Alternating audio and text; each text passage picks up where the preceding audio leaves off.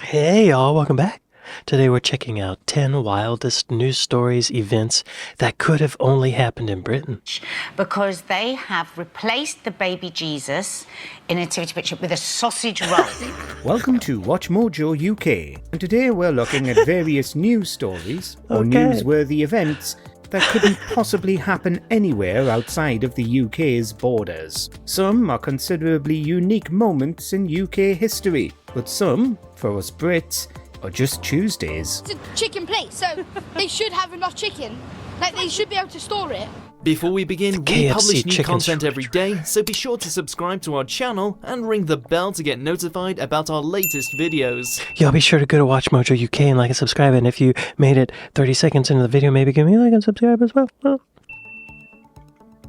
Number 10. Barnstable Pound World Scam, 2017. Pound World, how we miss thee. Okay, Poundland still exists, keeping prices for most things at £1 despite inflation. Whilst America has dollar stores, there was something quintessentially British about our Pound World, often populated with older generations, people nipping in, and those who don't do online. But Barnstable's former store was, in 2017, caught up in what was possibly the weirdest, most elaborate prank to hit the Southwest. A certain latex-clad rogue notwithstanding. A mother and daughter were promised $3,000 by a charity cold caller if they were ridden like horses around the closed store's aisles. Where were Pound World's staff? There, on the duo's backs, having also been duped by the anonymous caller from, quote, head office, into conducting this bizarre team-building exercise. Number 9. Oh my god, wait. So some scammer just called them and told them they were from the head office, and they believed them. And they rode customers like horses. Did they ever find the person? Did they ever find the person who killed Adam Walsh? Who was that? Who did the Pound World scam? The identity of the person or group behind the Poundland cybersecurity scam was not been... Oh, that's not it. Oh no, let's put in horse scam.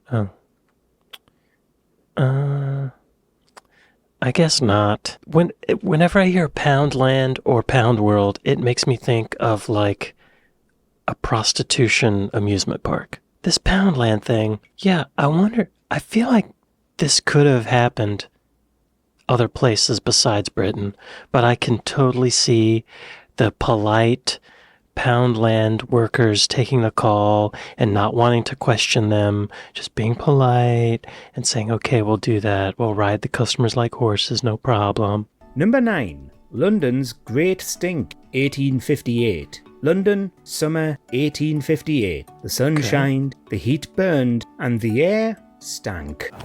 The rank, fetid smell, which of course they believed spread the disease, was unendurable. They had a name for it. They called it the Great Stink. The increasing use of flushing toilets, coupled with outmoding cesspools, meant the Thames notoriously became a dumping ground, pun not intended, for the city's waste. Yes, that type. Stench could be smelt 60 miles away. Victorian Londoners were nauseated, and Charles Dickens' Little Dorrit depiction of the river being a deadly sewer wasn't hyperbole. Breathing in the fast-evaporating river water vapours was blamed for spreading cholera, until old and overused sewer pipes were found leaking into the freshwaters, changing mentalities. Thankfully, the smell galvanised funding for Joseph Bazalgette's costly but complete sewer system overhaul. Bazalgette faced the problem of building a sewerage system beneath the streets of what was then by far the largest city in the world. Yeah, how do you even do that? Where would you even begin? So all the poop was going into the Thames. That sucks. But then the poop was also going into the fresh drinking water. That sucks. And that was spreading cholera and killing people. But it made the public support funding for a new sewer system. So it turned out to be a good thing. Thanks for drinking that poop, y'all. It was a mixed blessing. 60 miles away? God. Right next to it. I can't oh my God. That must have been like ammonia. It was so intense. This could also have happened other places besides Britain. Like, that I feel like it has happened in other places. I feel like it's happening right now in India. Cows are pooping into the river, and then people downstream are taking baths in the river. Number 8. Spaghetti harvest hoax, 1957. As kids, we all heard that British idiom when denied yet another expensive toy. Put it back, money doesn't grow on trees, but paper? Back. Sadly, money isn't grown, unlike apples, pears, bananas, or spaghetti. Most important of all, it's resulted in an exceptionally heavy spaghetti crop. Yes, you heard. Spaghetti comes from the branches of Switzerland's spaghetti tree. Wow. Okay, we know I the didn't know Italian that. wheat-based pasta isn't Swiss fruit, but few might still argue. After all, they heard otherwise That's on brilliant. the news. In 1957, long before spag bol was popular here, BBC's Panorama aired an impeccable exploration of Ticino's spaghetti cultivation. After picking, the spaghetti is laid out to dry in the warm alpine sun. Of course, excited viewers were left red-faced when they realised the date, April 1st. But surely some didn't. Poor Gran's convinced hers will sprout any day now. There's nothing like real homegrown spaghetti. Number 7. Greg's... I think part of what made people believe this is that narrator's commitment. He's very convincing. Yeah, I don't know. This probably could have happened in other places besides Britain, but I think that British narrator, he's the one that sold it.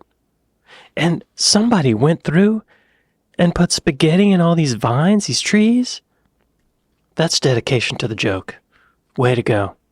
Way to go. Number 7. Greg's Nativity Blunder, 2017. Americans can have McDonald's and Wendy's. We Brits have Greg's. The Geordie Bakery grew to a British institution, and expansion encouraged creativity. Their advent calendar replaced the typical chocolates with vouchers, and each door revealed a classic image with a Greg's twist, replacing the photo's subjects with images of bakes. Okay, but those inexplicably skipping to door 24 discovered the nativity scene, except wise men were gathered around a sausage roll, not baby Jesus I love that. this time. If you tried this with many other religions, there would be outcry, but I have to say, I laughed until I nearly wept. People from multiple faiths complained about this apparent disregard for their religious beliefs. Come but all on. Greg's could do was apologise. The calendar was already out. Bizarrely, some international news outlets were more offended, even though they'd never seen a pasty, or Breitbart thought Newcastle was in Yorkshire. Yo, I think if Jesus saw this, he would laugh. So, learn to laugh. Jesus would do what Jesus would do. What would Jesus do? He would laugh at the sausage roll. Right? I hope.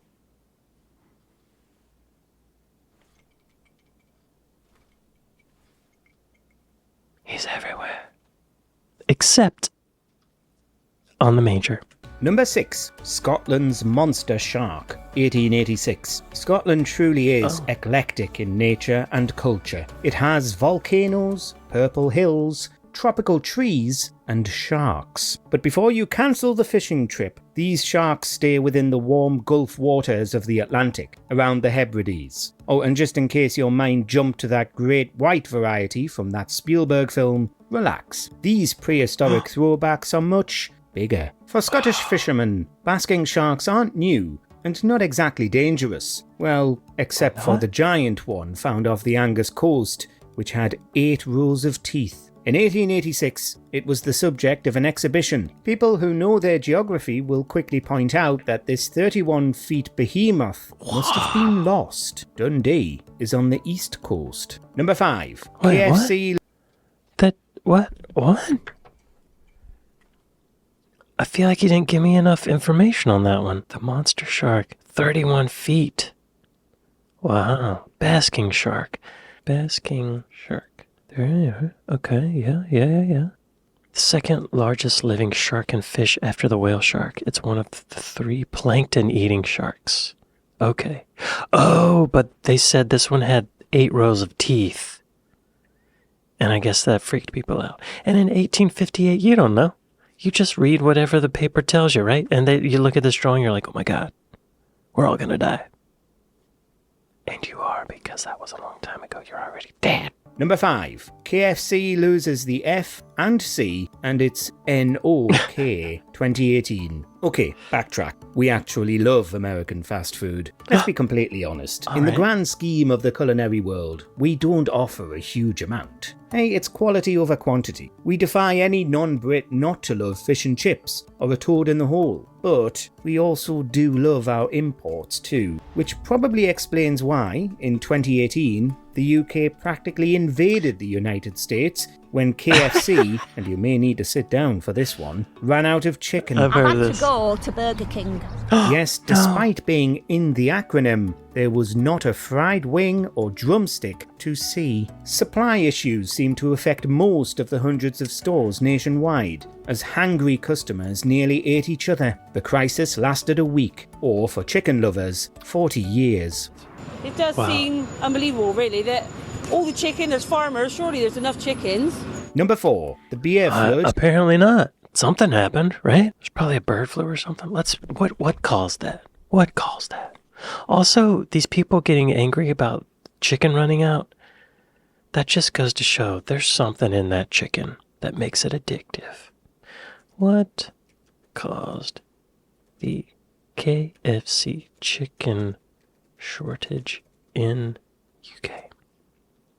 It was caused by a major logistics mishap when the company switched its delivery partner from Wildest to DHL, and DHL struggled to manage the specialized distribution of fresh, never frozen chicken to hundreds of restaurants from its single new distribution center in Rugby. Okay, yeah. Way to go, DHL. Number 4, the beer flood of 1814.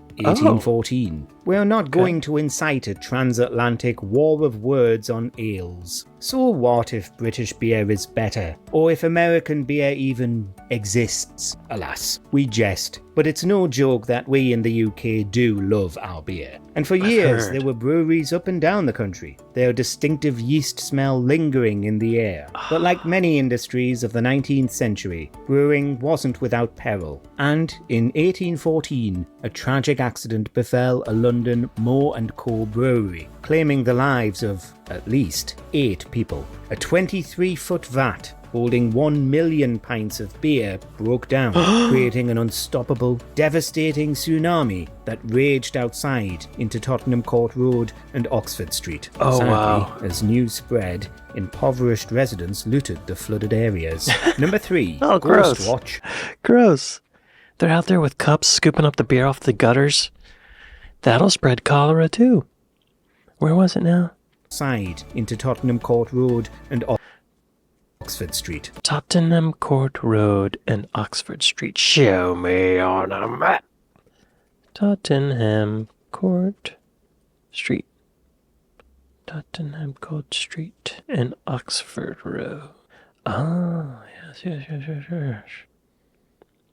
Here it is. Oh, this is Centerpoint building? Oh, funny. Wow. I just watched a video about this Centerpoint building. It was in this intersection. That's funny. It killed 8 people, though. That's not funny. But it was in 1814.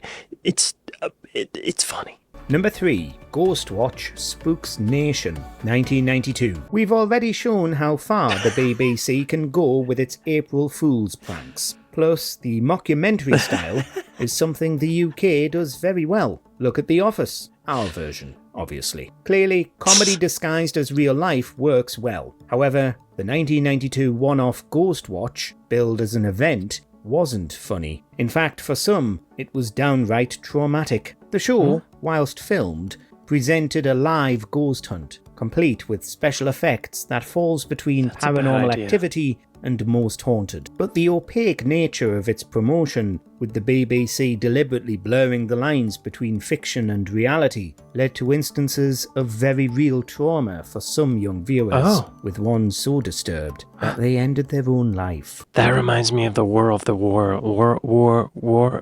Worlds with, what's his name?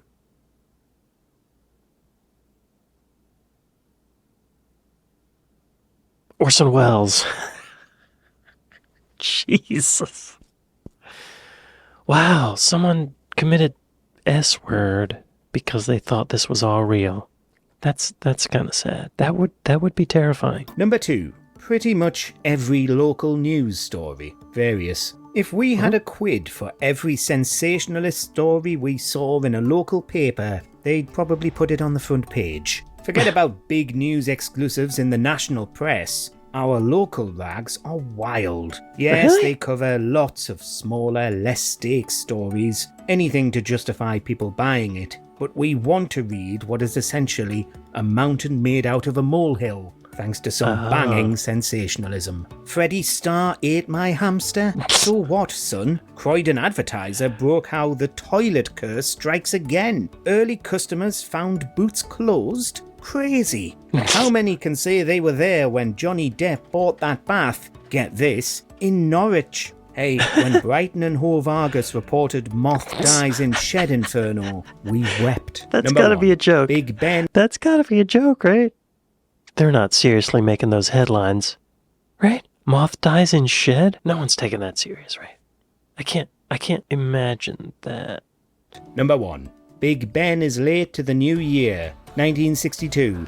And for everyone else, 1963. We know Big Ben isn't the clock. The great bell of the great clock of Westminster's iconic chime rings out over London, signifying time, extra special occasions, and, arguably most famously, the new year. Ultimately, it is a machine, though, prone to faults. Mass panic ensued when it got stuck for 30 whole minutes in 2023, forcing people to rely on tiny clocks wrapped around their wrists. Restoration work aside, pre-recorded chimes are only used when Big Ben has planned silencers. Our favourite newsworthy mishap was the literally badly timed 1963 New Year. Britain's big freeze meant heavy snow slowed the mechanism, and poor Westminster revellers and wireless listeners were stuck in 1962 for another 9 minutes. Happy New Year? That was ages ago. Are there any local news stories that caught your eye,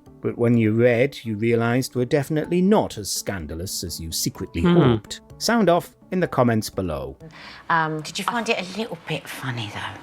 Do you agree with our picks? Check out this other recent clip from WatchMojo UK and be sure to subscribe and ring the bell to be notified about our latest videos. Nice.